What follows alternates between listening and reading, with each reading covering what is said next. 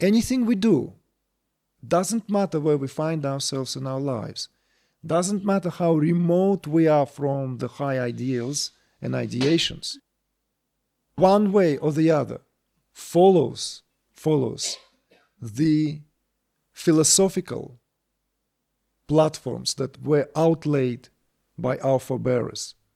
This is the way of life. Otherwise there will be anarchy, there will be a chaos. One way or the other, society finds certain ideological grounds upon which to build its premises. You cannot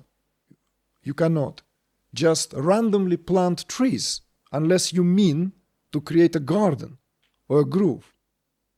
No? So even that simple act as planting a tree follows a certain idea.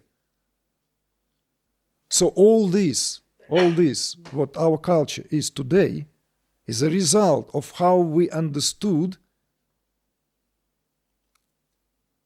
from the whole gamut of all the philosophical ideas. And believe me, if you study philosophy, philosophy is also one uninterrupted exchange of ideas, which is not short of a battle. Battle of ideas, battle of ideologies. Whatever takes the grip of the collective, because of some of more charismatic individuals who carry these ideas forth and make them into the blueprint for which to measure the real incentives behind our actions. That's what makes our culture that we know it. If some of us think that it all develops randomly somehow, like, okay, let's have socialism. All right, didn't work. Let's try capitalism again. No, just a brief, short, crashed course in the history of socialism will show you what went into the making. Centuries. Do you know what socialism was? In a nutshell, socialism was a byproduct of certain Judeo-Christian ideas of equality that were picked by intellectuals of Western Europe, and they made them into ideological ground that there is a possibility for socio-economical platform to coexist in harmony, where there is an equal distribution of goods, equal distribution of what essentially known in terms of the collective input and the result of what, the famous Marx Manifesto, Karl Marx Manifesto, would not be possible without such people as Karl Feuerbach, and certainly without the help of his friend Friedrich Engels. It is Karl Ludwig Feuerbach who delivered these very profound perspectives, where he took some of the streams of Western philosophy, which already had that sentiment expressed in Judeo-Christian ideologies, which kind of appeal to the equality. But whereas in Judeo-Christian, the Judeo-Christian ideologies themselves, all this was at the abstract level, at the kind of, if you will, have compassion. It never called for evolution. How could that be? No, this was under the guises and under direct patronage of the church, the richest state of the time. You see? So, but the socialism has this ideological, even gouache religious grounds. But it turned out to be completely atheistic, because by the time the founders of these ideologies turned them into essentially weapon with which to convert the most experimental minds of the time. And we could also see how that was linked with the changes that took place in Europe, with the French Revolution above all else, right? Because that French Revolution was an attempt of the Europe to get rid of monarchy, the greatest parasite in terms of how it crystallized into, especially in France, because if you study the history of Western Europe and what was happening in France was very, very telling. It was a complete, all the power was usurped in the hands of the king, and the country was in pits, whilst the royal house was literally suffocating from wealth and luxury. So the reason why the French Revolution has that kind of edge to it is because that handling of the power was so abused that it didn't take long for the intellectuals to essentially took over with the help of course, other nobility, and the change of the Europe never have been the same. But when these ideas were implemented and carried through, the socialism, as a result, became a massive experiment on a grand scale. And of course, socialism formed in Western Europe and only then was transplanted into Russia. It was transplanted into Russia. If I remember correctly, back in the days, those who were behind the formation and formulation of the socialist ideas actually excluded Russia as a possibility, because the proposition of Karl Marx in his Capital was in relation to the industrialized cities and countries.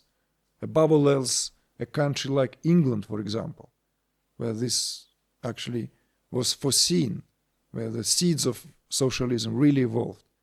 And whilst Russia was very much agrarian country.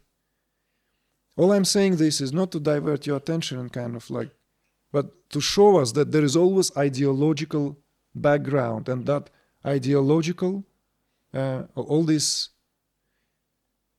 ideological and philosophical perspectives, they are being often fed and have deep roots in what perspectives are being adopted. What perspectives are being adopted and essentially go into the very leitmotif of this or that culture. For example, just to give us an example, today, many historians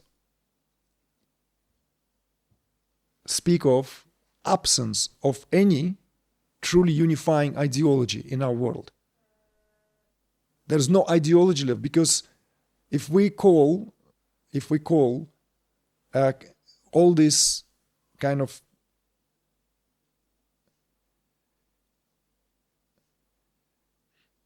attempts, let's put it mildly this way, all these attempts at find economically viable solutions to peaceful coexistence of the nations around the world we live in today, as the leitmotif for life, that is a very poor ground to build our cities for a future, and very, very poor ground to anchor our aspirations.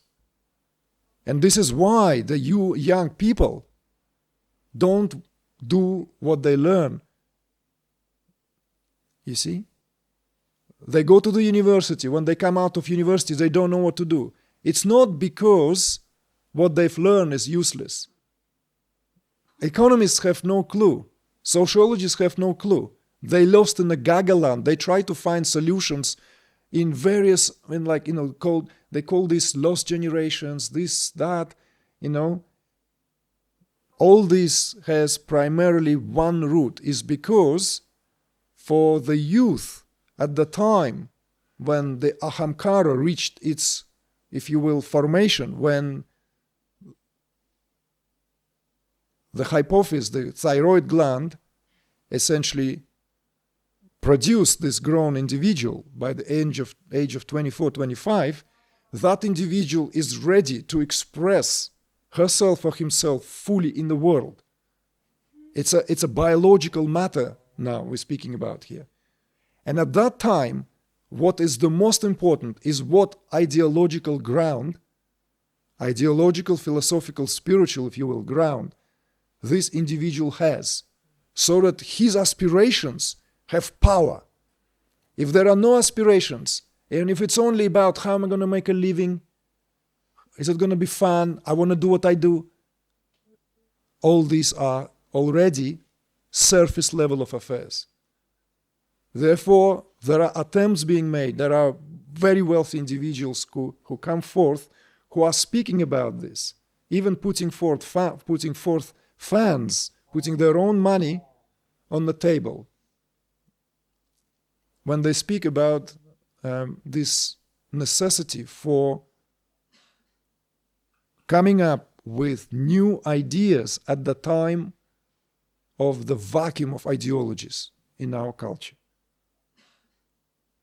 I keep forgetting his name, but in closer circles, the Berggren. Yeah, Berggren. Nicholas Berggren.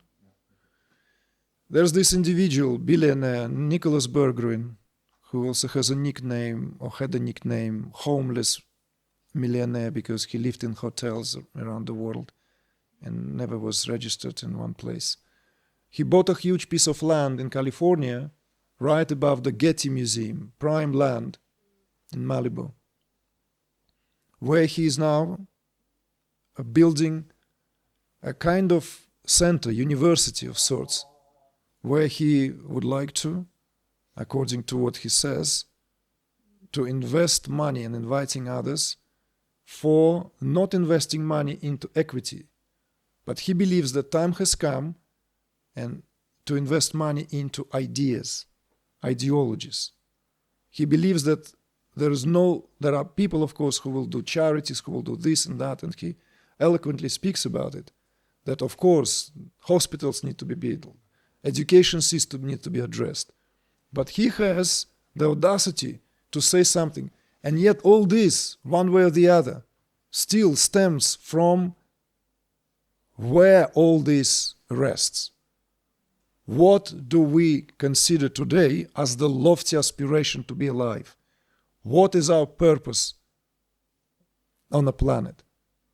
Not the purposes delivered in very, very buoyant speeches from this corner, that international institution. This is not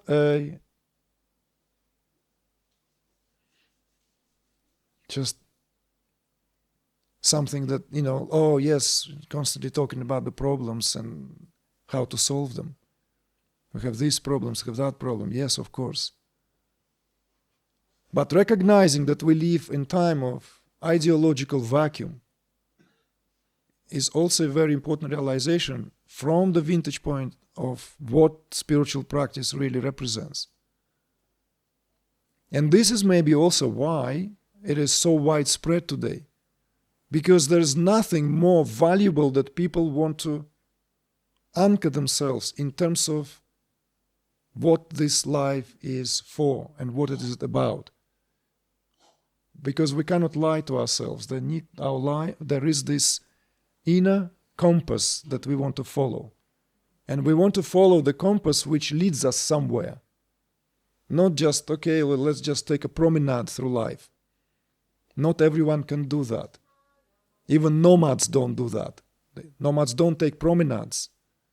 There is a pattern, the way they move from place to place. It all seems chaotic.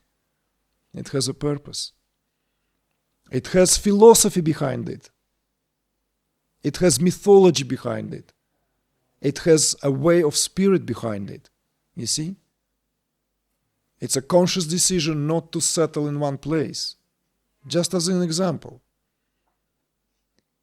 So that the life is built on other values other than a stone house and made of, solid house, and this is my house and this is my wall and I cry against that wall and you have no right to cry against that wall. because I've been here first. I shed more tears here than you. You see, all blood spilled, always spilled for the holy reasons, for the sacred reasons. It would not, the rise of Nazism in Germany and Central Europe is inseparable from a manipulation, very skillful manipulation of the intellectual of its time. And we should not be afraid to look into that, because we will never understand this, really what happened. A precise situation formed at the time. Of course, if we are just to buy this, that, okay, and people constantly drew these analogies, and Donald Trump was already being compared to Hitler, I read. Already hasty made analogies often being made. But what was at the time? What do we know what happened in the 20s? What ideologies the Nazis took? Ideologies of the Third Reich were squarely based on some of the loftiest aspiration, twisted to take over the most brilliant minds of Europe, so that people will start forking their gold to back up the military machine. The economical situation in Germany simply was a matter of seizing the opportunity. But the Nazism didn't start with that. Nazism started in the early 20s. I'm giving these examples not because it's a sort of lecture on geopolitical and economical and social. Why do I speak about socialism? Why do I speak about communism? Why do I speak about fascism? We speak about it only so that we have clear understanding that ideologies is what really become the guiding force behind what then moves this or that culture or civilization towards a certain goal.